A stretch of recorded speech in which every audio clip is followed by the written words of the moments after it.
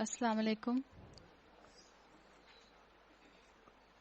کیا حال ہے آپ کے؟ چلیے شروع کرتے ہیں. 7واں پارہ سورہ مائدہ آیت نمبر 83 سے شروع کریں گے انشاءاللہ. الحمدللہ رب العالمین والصلاة والسلام علی اشرف الانبیاء والمرسلین وعلی آلہ واصحابہ ومن سنتہ الی یوم الدین. اللہم اجعلنا منہم ومن الذین آمنوا وعملوا الصالحات وتواصوا بالحق وتواصوا بالصبر آمین یا رب العالمین. ثم اما بعد فاعوذ باللہ من الشیطان الرجیم. بسم اللہ الرحمن الرحیم. رب اشرح لی صدری ویسر لی امری واحلل عقدۃ من لسانی یفقهوا قولی.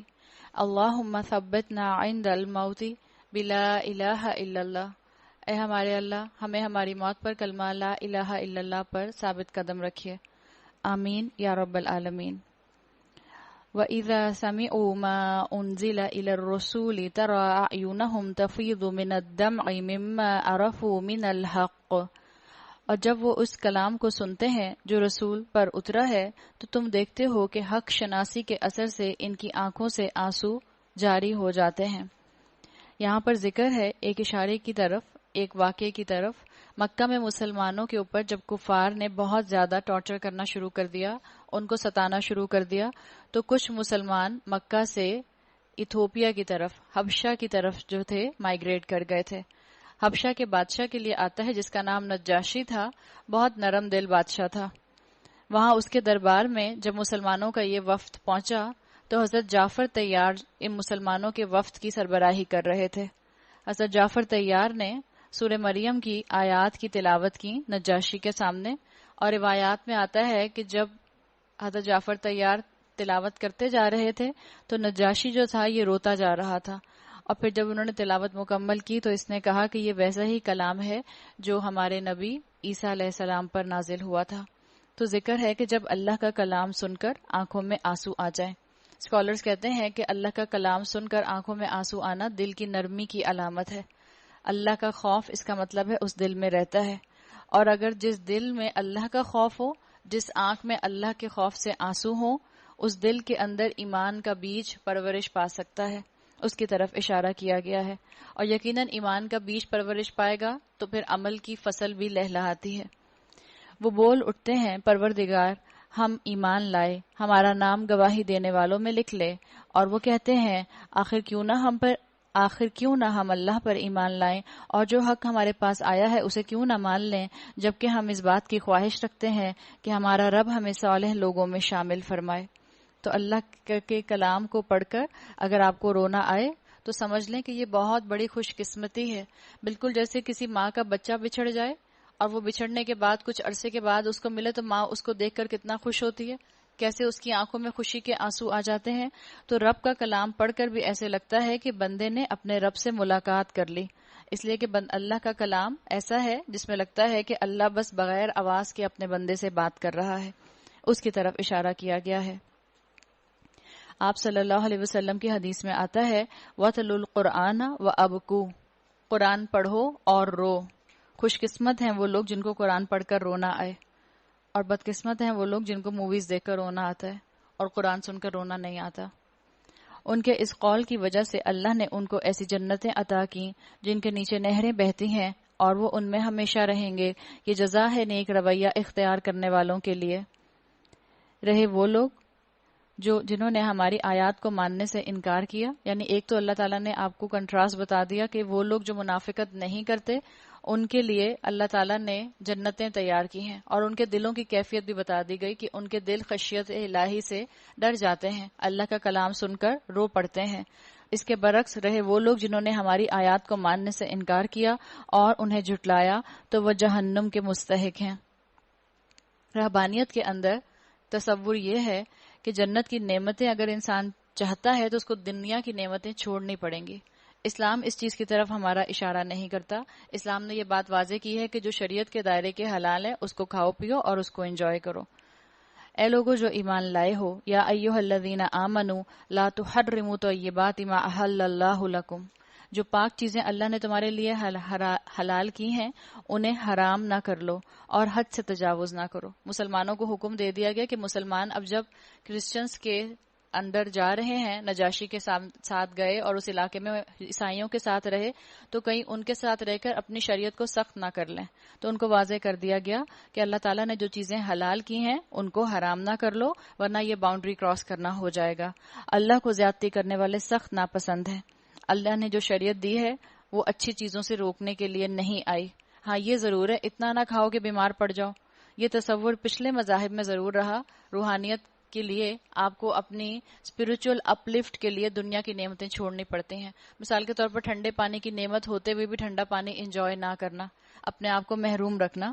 کچھ صحابہ نے جس طرح سے اپنے بارے میں سوچا تھا، آپ نے وہ واقعہ پڑھا ہوگا جو آپ کو صحیح مسلم میں مل جاتا ہے.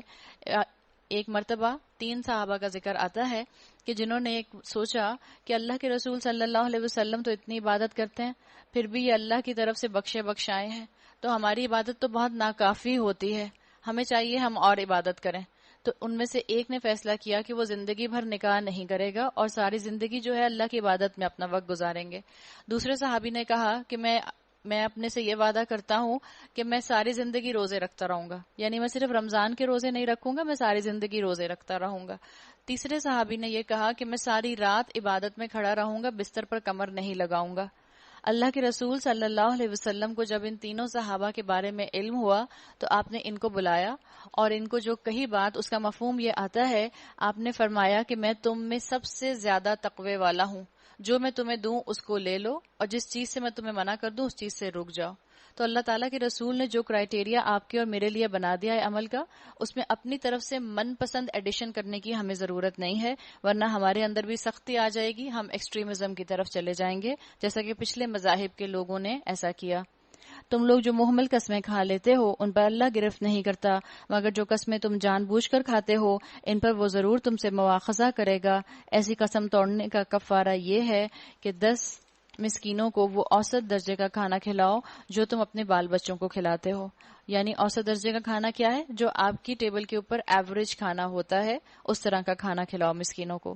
یا انہیں کپڑے پہناؤ یا ایک غلام آزاد کرو، اور جو اس کی استطاعت نہ رکھتا ہو وہ 3 دن کے روزے رکھے. جو ایک تو یہ ہے کہ اگر غلام ہے تو غلام مہنگے ہوا کرتے تھے، ہم نے پہلے بھی بات کی تھی، غلام ایک کموڈٹی کی طرح ہوتے تھے، ہر کوئی افورڈ نہیں کر سکتا تھا. تو اللہ تعالیٰ نے اس وقت کے لوگوں کے لیے یہ کہہ دیا کہ اگر غلام افورڈ نہیں کر سکتے ہو تو 3 دن کے روزے رکھو.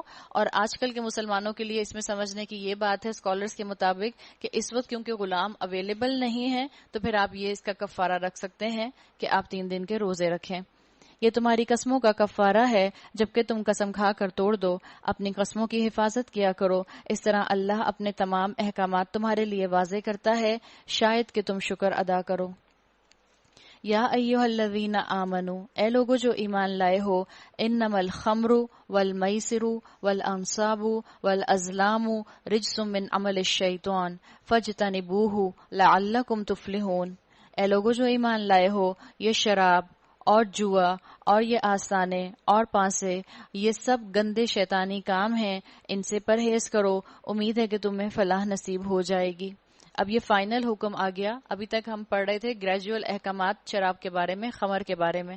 یہاں پر اسکالرز کے مطابق یہ فائنل حکم آ گیا جس میں حرمت ظاہر کر دی گئی. اور اسکالرز کا کہنا یہ ہے کہ یہاں حرام کا لفظ استعمال تو نہیں ہوا، لیکن یہ کہہ کے رجس من عمل الشیطان فاجتنبوہ، یہ کہہ کے حرام کے لفظ کو مزید ایکسپلین کر دیا گیا ہے.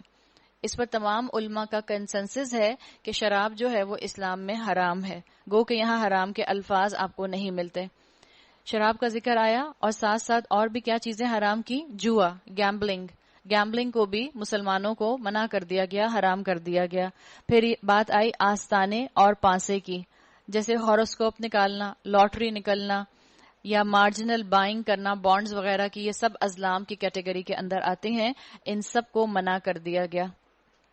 ایک چیز یہ بھی ذہن میں رکھیں کہ یہ جو گیمبلنگ وغیرہ ہوتی ہے، جوا یا جو آستانے وغیرہ ہوتے ہیں، آستانے پر یہ لوگ کیا کیا کرتے تھے کہ یہ لوگ اس میں چانس لیا کرتے تھے کہ اگر چانس لے لیا کہ میں نے اگر ڈائس پھینکا تو یہ نمبر آیا تو میرے اتنے پیسے ہوں گے. اسی لیے اسکالرز کہتے ہیں کہ جس کام میں رسک فیکٹر ہو مطلب آپ کا نقصان بھی ہو سکتا ہو، اس کام کی تو اجازت ہے. اسی لیے وہ شیئرز کو الاؤ کرتے ہیں کیونکہ شیئرز میں مارکیٹ اوپر نیچے ہو سکتی ہے، لیکن وہ بانڈز کو الاؤ نہیں کرتے، مارجنل بائنگ کو الاؤ نہیں کرتے، اس میں پھر انسان کا نقصان نہیں ہوتا. گیم آف چانس سے منع کیا گیا ہے، رول آف ڈائس کے ساتھ جو گیمز انوالو ہیں اس سے منع کیا گیا ہے. محنت کے بغیر جس چیز میں پیسہ مل جائے آپ کو اور اس میں رسک فیکٹر بھی نہ ہو، وہ چیز اسلام کا حصہ نہیں ہے. تو یہاں بتا دیا گیا کہ یہ سب شیطانی کام ہے. جہاں تک شراب کا ذکر ہے، شراب کی بات ہے، آپ صلی اللہ علیہ وسلم نے فرمایا شارب الخمری کعابد الوثن، شراب پینے والا ایسا ہے جیسے بتوں کی عبادت کرنے والا. آپ صلی اللہ علیہ وسلم کی حدیث میں شراب کے 7 طرح کے لوگوں پر، شراب سے ریلیٹڈ 7 طرح کے لوگوں پر لعنت کی گئی ہے، اور اس میں ایک ہے شراب پینے والا، دوسرا ہے شراب پلانے والا، تیسرا ہے شراب کشید کرنے والا، چوتھا ہے کشید کروانے والا، پانچواں ہے اس کو لانے والا، چھٹا ہے اس کو منگوانے والا، اور ساتواں ہے اس کاروبار کے اندر اپنا پیسہ لگانے والا. سب جہاں سے سمجھیں کہ فصل بننا شروع ہوئی اس نیت کے ساتھ کہ اس انگور کی فصل سے جو ہے شراب بنائی جائے گی، اس جگہ سے لے کر آخری انسان جو اس کو پیے گا، وہ سب اس 7 کیٹیگری کے اندر آ جاتے ہیں. تو اللہ کے رسول صلی اللہ علیہ وسلم نے لعنت فرمائی ہے شراب پینے والے کے اوپر. اور یہ یاد رکھیں کچھ چیزیں جو شریعت میں آگے چل کر نشہ وغیرہ حرام ہوتے ہیں، اس کے لیے دلیل یہ ہے، اسکالرز کہتے ہیں کہ اللہ کے رسول صلی اللہ علیہ وسلم نے فرمایا ما اکثر کثیرہ فقلیلہ حرام، جس چیز کی کثیر مقدار نشہ کرتی ہے اس چیز کی قلیل مقدار بھی الاؤ نہیں ہے. اس لیے کہ بعض لوگ کہتے ہیں کہ ہمارا تھریش ہولڈ بہت اچھا ہے، ہمیں نشہ نہیں چڑھتا، ہمیں ہینگ اوور نہیں ہوتا، ہم بہت آرام سے شراب پی لیتے ہیں اور ہمارے نروز جو ہیں وہ ہمارے کنٹرول میں رہتے ہیں. اللہ تعالیٰ کے رسول صلی اللہ علیہ وسلم نے رول بتا دیا اسلامک فقہ کے اندر کہ جو چیز زیادہ مقدار میں نشہ کرتی ہے اس کی کم مقدار بھی حرام ہے، اور یہاں حرام کے الفاظ آپ کو احادیث میں مل جاتے ہیں. شریعت کے مقاصد کے اندر، اسلامی شریعت کے مقاصد کے اندر ایک چیز یہ بھی آتی ہے کہ تحفظ عقل کیا جائے. شراب پی کر انسان کی عقل پر پردہ ڈل جاتا ہے، اسی لیے اللہ تعالیٰ نے اس کو حرام کیا ہے، اس کو منع فرمایا ہے. اور شراب پی کر انسان کے اندر حیا کا ایلیمنٹ بھی ختم ہو جاتا ہے. آپ اگر تھوڑا سا ریسرچ کر کے دیکھیں تو آپ کو پتا چلے گا، برٹش میڈیکل ایسوسی ایشن نے جو ریسرچ کی شراب کے اوپر اور اس سے ریلیٹڈ مختلف انسیڈنٹس کو ریکارڈ کیا، تو انہوں نے بتایا کہ شراب جو ہے وہ انسان کے سینٹرل نروس سسٹم کو ڈپریس کرتی ہے، یعنی سینٹرل نروس سسٹم ڈپریسنٹ ہوتی ہے. اس کے علاوہ انہوں نے کہا شراب پی کر بہت سے کرمنل جو ہیں وہ سٹیبنگ کرتے ہیں. اراؤنڈ 75% سٹیبنگ جو ہوتی ہے وہ شراب ڈرنکن ہونے کی وجہ سے ہوتی ہے. 60 to 70% مرڈر جو ہوتے ہیں، جو کرمنل مرڈر کرتے ہیں، جو مرڈرر مرڈر کرتے ہیں، ان میں سے 60 to 70% جو ہوتے ہیں وہ ڈرنک ہوتے ہیں. اسی طرح سے 70% ابیوز جو کیا جاتا ہے وہ بھی ڈرنک ہو کے کیا جاتا ہے. اور 1.5 ملین لوگ شراب پینے کا جو ہے مطلب اپنے سر یہ ذمہ داری لیتے ہیں. اور پاکستان کے اندر بھی تقریباً 2 ملین لوگ جو ہیں اس وقت جو ریکارڈ میں ہے، 2 ملین لوگ پاکستان میں شراب پیتے ہیں. پاکستان جو کہ اسلامی جمہوریہ پاکستان ہے، اسلامک ریپبلک اسٹیٹ، جہاں پر شراب بین ہونی چاہیے، جہاں پر شراب لائسنسڈ صرف چند جگہوں پر ملنی چاہیے اگر نان مسلمز کے لیے اویلیبل کی جاتی ہے. ہمارے ہاں کھلے عام شراب کی دکان ہے، ہمارے یہاں فیض 1 میں بھی شراب کی دکان ہے، کھلے عام شراب بکتی ہے. اور اگر آپ کبھی دیکھ لیں کہ کس طرح کے لوگ شراب آ کر خرید رہے ہوتے ہیں تو آپ خود اندازہ کر سکتے ہیں کہ ان میں سے کتنے مسلمان ہوتے ہیں اور کتنے نان مسلمز ہوتے ہیں. اللہ تعالیٰ نے جو چیز واضح کر دی حرام ہے، اس چیز کو انسان کو سمجھ لینا چاہیے. آپ کو ایسے گھروں کے اندر، جن گھروں کے اندر شراب پی جاتی ہے یا سرو کی جاتی ہے، ان گھروں میں جاتے ہوئے احتیاط کرنی چاہیے. اپنے بچوں کو اور اپنی بچیوں کو ایسے گھروں میں بھیجتے ہوئے بہت محتاط رہنا چاہیے. اس لیے کہا جاتا ہے کہ آپ کے بچے جن دوستوں کے ساتھ اٹھتے بیٹھتے ہیں، جن دوستوں کے ساتھ ان کے گھروں میں آتے جاتے ہیں، آپ کو ان کے گھروں کا ماحول معلوم ہونا چاہیے. 16 سال کے بچے پاکستان کے اندر، کراچی شہر کے اندر، ڈیفینس کے اندر شراب پیتے ہیں. آپ کو یقین نہیں آئے گا. اور اس کے بعد اب تو یہ وقت آ گیا ہے کہ شراب پی کر شراب کو فلانٹ بھی کیا جاتا ہے. شراب کی مارکیٹنگ آپ کو پتہ ہے ایک سے ایک خوبصورت بوتل بنتی ہے. ایک وقت ہوتا تھا کہ لوگ اخبار میں چھپا کے یا براؤن پیپر میں چھپا کے شراب کی بوتلیں لے جایا کرتے تھے یہاں سے وہاں. اگر اپنے میڈز کو بھی دیتے تھے تو وہ وقت تھا کہ میڈز بھی کہتی تھی کہ ہم شراب کی بوتلیں نہیں لیں گے، توڑ کر پھینک دیا کرتی تھیں. لیکن اب میڈز بھی شراب کی بوتلیں بہت شوق سے لے کے جاتی ہیں کہ اچھی بک جاتی ہیں، اس لیے کہ بہت اچھے ڈیزائن کی ہوتی ہیں. اور اگر آپ سوشل میڈیا کے اوپر اپنے بچوں کے ساتھ ان کے فیس بک کے اوپر موجود ہیں تو آپ کو اندازہ ہوگا کہ انہی کے کلاس فیلوز، انہی کے اسکول فیلوز جو ہیں وہ شراب کی بوتلوں کے ساتھ ڈرنک کرتے ہوئے اپنی تصویریں جو ہیں فیس بک پر پوسٹ کرتے ہیں. ایسے ماحول میں آپ اور میں رہ رہے ہیں. اتنا فتنے والا ماحول ہے جہاں خبیث حلال کے اوپر مل جل گیا ہے. ابھی آگے آیت آ جائے گی سورہ مائدہ کی آیت نمبر 100، جہاں اللہ تعالیٰ واضح کر دیں گے کہ چاہے خبیث کی چاہے حرام کی کتنی ہی کثرت کیوں نہ ہو جائے، بہرحال وہ طیب سے بہتر نہیں ہو سکتا. اللہ تعالیٰ ہم سب کو ہر قسم کی حرام چیزوں سے محفوظ رکھے اور شراب کی کسی بھی طرح کی ٹچ جو ہے وہ مسلمانوں کو نہ پہنچے. شیطان تو یہ چاہتا ہے کہ شراب اور جوئے کے ذریعے سے تمہارے درمیان عداوت اور بغض ڈال دے. جو چیز اللہ تعالیٰ نے حرام کی ہے یقیناً اس کے اندر بہت حکمت ہے. شراب پی کر انسان اپنا پیسہ بھی بہت ضائع کرتا ہے. اور شراب کے ساتھ معاملہ یہ بھی ہے کہ جن نان مسلمز نے اسلام قبول کیا انہوں نے یقیناً یہ کہا کہ شراب چھوڑنے کے بعد، اسلام قبول کرنے کے بعد ہمارے مال میں بہت برکت ہو گئی، اس لیے کہ ہم نے لکر شاپ جانا چھوڑ دیا تھا اور ہمارا تعلق جو تھا وہ ذکر شاپ کے ساتھ اٹیچ ہو گیا تھا. ہم اللہ کے ذکر کرنے لگ گئے تھے کثرت کے ساتھ. اور تمہیں اللہ کی یاد سے اور نماز سے روک دے، پھر کیا تم لوگ ان چیزوں سے باز رہو گے؟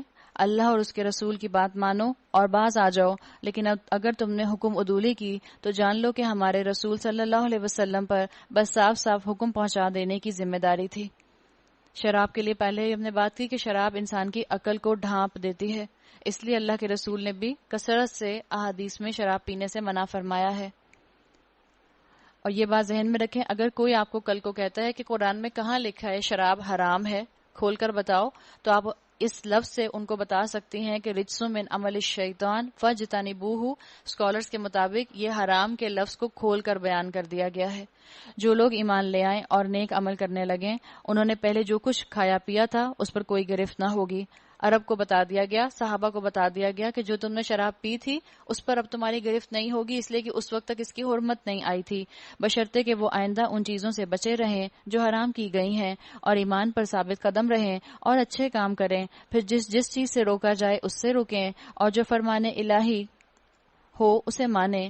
پھر اللہ کے ساتھ نیک رویہ رکھیں، یعنی خدا ترسی کے ساتھ نیک رویہ رکھیں. اللہ نیک کردار لوگوں کو پسند کرتا ہے. جو اپنی مرضی سے اللہ کے راستے پر آئے گا اللہ کو اس کا کردار بھی پسند ہے، اللہ کو اس کا ایمان بھی پسند ہے. اے لوگو جو ایمان لائے ہو، اللہ تمہیں اس شکار کے ذریعے سے سخت آزمائش میں ڈالے گا جو بالکل تمہارے ہاتھوں اور نیزوں کی زد میں ہوگا، یہ دیکھنے کے لیے کہ تم میں سے کون اس سے غائبانہ ڈرتا ہے. پھر جس نے اس تنبیہ کے بعد اللہ کی مقرر کی ہوئی حد سے تجاوز کیا اس کے لیے دردناک سزا ہے. یہاں یہ بتا دیا گیا کہ جس نے زیادتی کی، شکار جس موقع پہ کیا جس موقع پر اللہ تعالیٰ نے منع فرمایا تھا. احرام کی صورت میں شکار کرنا منع کیا گیا ہے. جیسے عرب کے ایک شوق کے اندر شراب تھی، ایسے ہی عرب کے ایک شوق کے اندر شکار بھی آتا ہے. تو عربوں کو بتا دیا گیا کہ جب تم احرام پہن لو اس کے بعد تم شکار کے قریب نہ جاؤ. رول کیا ہے، ایسنس کیا ہے کہ احرام پہن کر انسان کی زندگی میں ایموشنل ایکسائٹمنٹ نہ آئے. ایسے تمام کاموں سے منع کر دیا گیا ہے احرام کی صورت میں جس سے ایموشنل ایکسائٹمنٹ انسان پر آتی ہے. اور اس کا مقصد اسکالرز بتاتے ہیں کہ تاکہ احرام پہن کر انسان کا فوکس مخلوق پر نہ رہے، خالق کی طرف ہو جائے، اس کی طرف اشارہ ہے. لیکن یقیناً جب انسان کی آزمائش ہوتی ہے اور انسان احرام میں ہے اور جانور سامنے آ رہے ہیں تو پھر ان کے لیے بہت بڑی آزمائش ہوتی تھی. اللہ نے کہا کہ اس کام سے وہی بچے گا جس کے اندر ذرا سا بھی تقویٰ ہوگا. اے لوگو جو ایمان لائے ہو، اور عبادت ہے نا، بہرحال شکار کرنا احرام کے اندر، اس کا مطلب ہے آپ عبادت کا ایک اینگل مس کر رہے ہیں. احرام کی حالت میں ہونا اس بات کو انڈیکیٹ کرتا ہے کہ آپ کنٹینیوسلی عبادت کی شکل میں ہیں. آپ نماز پڑھنے کھڑی ہوتی ہیں تو آپ وہ کام نہ کریں جن کاموں سے منع کیا گیا ہے. مثال کے طور پر کچھ لوگ انگلیاں چٹکھاتے رہتے ہیں، کپڑوں سے کھیلتے رہتے ہیں نماز کے اندر. کچھ لوگ جو ہیں وہ اپنے جائے نماز کے اندر دیکھتے رہتے ہیں کہاں کون سا سٹچ مس ہے، کون سی شکل بن رہی ہے، اور اتنا کھو جاتے ہیں کہ پتہ ہی نہیں چلتا کہ پڑھا کیا تھا، ایک دفعہ پڑھی تھی رکعت یا 2 دفعہ پڑھی تھی رکعت، ہم نے ایک صورت یہ والی پڑھی تھی یا یہ صورت پڑھی تھی. تو ان کاموں سے روک دیا گیا عبادت کے اندر جو کام انسان کو مخلوق کی طرف ڈائیورٹ کرتے ہیں. عبادت کرنے کے لیے اللہ کے رسول صلی اللہ علیہ وسلم نے فرمایا کہ تم عبادت کیسے کرو. آپ نے فرمایا عبادت ایسے کرو فَعْبُدْ رَبَّكَ كَأَنَّكَ تَرَاهُ، اللہ کی عبادت ایسے کرو کہ جیسے تم اللہ کو دیکھ رہے ہو. فَإِن لَّمْ تَكُن تَرَاهُ، تو اگر تم اس کو نہیں دیکھ رہے فَإِنَّهُ يَرَاكَ، وہ تو تمہیں دیکھ ہی رہا ہے. ایسے اللہ کی عبادت کرو. اے لوگو جو ایمان لائے ہو، احرام کی حالت میں شکار کو نہ مارو، اور اگر تم میں سے کوئی جان بوجھ کر ایسا کر گزرے تو جو جانور اس نے مارا ہو اسی کے ہم پلہ ایک جانور اسے مویشیوں میں سے نظر دینا ہوگا، جس کا فیصلہ تم میں سے 2 عادل آدمی کریں گے، اور یہ نذرانہ کعبہ پہنچایا جائے گا، یا نہیں تو اس گناہ کے کفارہ میں چند مسکینوں کو کھانا کھلانا ہوگا، یا اس کے بقدر روزے رکھنے ہوں گے تاکہ وہ اپنے کیے کا مزہ چکھے. پہلے جو کچھ ہو چکا اسے اللہ نے معاف کر دیا، لیکن اب اگر کسی نے اس حرکت کا اعادہ کیا تو اللہ اس سے بدلہ لے گا. اللہ سب پر غالب ہے اور بدلہ لینے کی طاقت رکھتا ہے. بہتر یہ ہے کہ انسان ایسا ماحول بنائے اپنے ارد گرد جہاں پر اس کے لیے عبادت کرنا آسان ہو، جہاں ٹیمپٹیشنز کم ہوں. لیکن ہم انفارچونیٹلی ایسے ماحول میں رہتے ہیں جہاں پر عبادت کرنے والا ماحول نہیں ہوتا. تو اس کا طریقہ کیا ہے؟ اپنے گھروں کے اندر عبادت کا ماحول بنانا شروع کر دیں. ایسا ماحول جس میں آپ ڈائیورٹ نہ ہو. ایسا نہیں ہے کہ ٹی وی کھول کر اور میوٹ کر دیا اور وہیں سامنے جائے نماز بچھا لی کہ جیسے ہی پتہ چلے گا مجھے نظر پڑے گی ایڈ ختم ہو گیا ہے، میرا پروگرام آ گیا ہے، میں جلدی سے سلام پھیر کے اور اپنا پروگرام دیکھنا شروع کر دوں گی.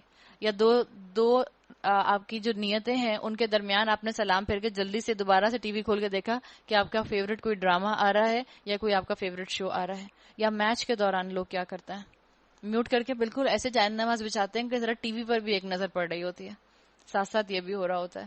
اور زیادہ تر تو لوگ یہ کوشش کرتے ہیں کہ اگر نماز کا وقت آ جائے تو جو ایڈ آتا ہے درمیان میں، اس ایڈ کے درمیان میں جلدی سے نماز پڑھ کر واپس آ جائیں. ہم کہتے ہیں نہیں، ہم جلدی سے نماز پڑھ کر آتے ہیں، بس ابھی نماز پڑھ کر آئی 2 منٹ میں. تو یہ چیز اللہ تعالیٰ نے یہاں واضح کر دی کہ اپنے ماحول کو عبادت والا ماحول بناؤ، چاہے احرام کی حالت میں ہو، چاہے تم عام زندگی میں عبادت کی حالت میں ہو. تمہارے لیے سمندر کا شکار اور اس کا کھانا حلال کر دیا گیا ہے، جہاں تم ٹھہرو وہاں بھی اسے کھا سکتے ہو اور قافلے کے لیے زیادہ راہ بھی بنا سکتے ہو. البتہ خشکی کا شکار جب تک تم احرام کی حالت میں ہو تم پر حرام کیا گیا ہے. بس بچو اس خدا کی نافرمانی سے جس کی پیشی میں تم سب کو گھیر کر حاضر کیا جائے گا. اللہ تعالیٰ نے بتا دیا کہ سمندر کے تمام جتنی بھی مخلوقات ہیں وہ سب حلال کی گئی ہیں، لیکن مثال کے طور پر کسی کا دل نہیں کر رہا. مثال کے طور پر لوگ کریبس بھی کھاتے ہیں، لوگ بڑے بڑے جو ہیں وہ کرے فش کھاتے ہیں، لوگ جو ہیں وہ اسکیٹ فش کھاتے ہیں. اب دیکھنے میں کسی کو اچھی نہیں لگ رہی تو کسی کو اگر نہیں پسند ہے اور اس کو کراہیت محسوس ہوتی ہے تو بہرحال اسکالرس کہتے ہیں کہ آپ کی مرضی ہے، لیکن کوئی کھا رہا ہے تو آپ اس کو یہ مت کہیں کہ تم حرام کھا رہے ہو. وہ کھا سکتا ہے، اس لیے کہ اللہ تعالیٰ نے سمندر کا جانور، سمندر کی مخلوق حلال کی ہے. جعل اللہ الکعبۃ البیت الحرام قیاما للناس والشہر الحرام والہدی والقلائد. اللہ نے مقام محترم کعبہ کو لوگوں کے لیے اجتماعی زندگی کے قیام کا ذریعہ بنایا ہے، اور ماہ حرام اور قربانی کے جانوروں اور قلادوں کو بھی. اگر اللہ تعالیٰ نے کعبہ کا طواف بنایا ہے تو یقیناً آپ اور میں خود سے یہ ڈرائیو نہیں کر سکتے کہ وہ جو مسجد نبوی کے اندر ستون بنے ہوئے ہیں 7، آپ نے سنا ہے لوگ 7 ستونوں کا بھی طواف کرتے ہیں، یہ ایڈیشنل چیز ہو جائے گی. اللہ نے کہا کہ جس چیز کو اللہ نے محترم ٹھہرایا ہے بس وہی چیز محترم ہو سکتی ہے. جیسے کچھ جانوروں کے نام اللہ نے بتائے تھے، پیچھے ہم نے پڑھے تھے کہ جو اللہ کے شاعر اللہ میں سے آتے ہیں ان کو ٹچ نہ کرنا. تو عرب کے مشرکین نے بھی اپنے لیے کچھ جانور ایسے بنائے ہوئے تھے جن کو وہ خاص کوئی نام دے کر چھوڑ دیا کرتے تھے، اس کی طرف اشارہ کیا گیا اس کام میں. اور ماہ حرام اور قربانی کے جانوروں اور کلادوں کو بھی اس کام میں معاون بنا دیا تاکہ تمہیں معلوم ہو جائے کہ اللہ آسمانوں اور زمین کے سارے حالات سے باخبر ہے اور اسے ہر چیز کا علم ہے. خبردار ہو جاؤ، اے علمو، اللہ سزا دینے میں بھی سخت ہے اور اس کے ساتھ بہت درگزر اور رحم کرنے والا بھی ہے. اب چوائس آپ کی اور میری ہے کہ ہم اللہ کی کس شان کے اپنے آپ کو مستحق بناتے ہیں. آپ کو اور مجھے اللہ تعالیٰ نے چوائس دے دی ہے، سوچ لیں میں اور آپ کیا کریں گے. ہمیں کیا اچھا لگتا ہے، اللہ کی فرما برداری یا اللہ کی نافرمانی؟ آپ دیکھیں اللہ تعالیٰ نے یہاں پر اس مقام پر اپنے رحم کے اگینسٹ، اپنے رحم کے برابر دوسری ایکسٹریم سزا بتایا ہے. اے علمو ان اللہ شدید العقاب و ان اللہ غفور الرحیم. ایک ایکسٹریم پر رحم ہے اور ایک ایکسٹریم پر اللہ کی سزا ہے. بالکل جیسے سورہ فاتحہ میں ہم نے پڑھا تھا، وہاں ایک ایکسٹریم پر اللہ کا رحم تھا الرحمن الرحیم، اور دوسری ایکسٹریم نہیں وہاں بتائی گئی تھی. رحم کی ایکسٹریم ہوتی ہے سزا. اللہ نے سورہ فاتحہ میں سزا کی بات نہیں کی تھی، بلکہ اللہ نے وہاں اپنے عدل کی بات کی تھی، مالک یوم الدین کی. یہاں آپ کو دونوں ایکسٹریمز مل گئیں، رحم اور سزا دونوں مل گئے.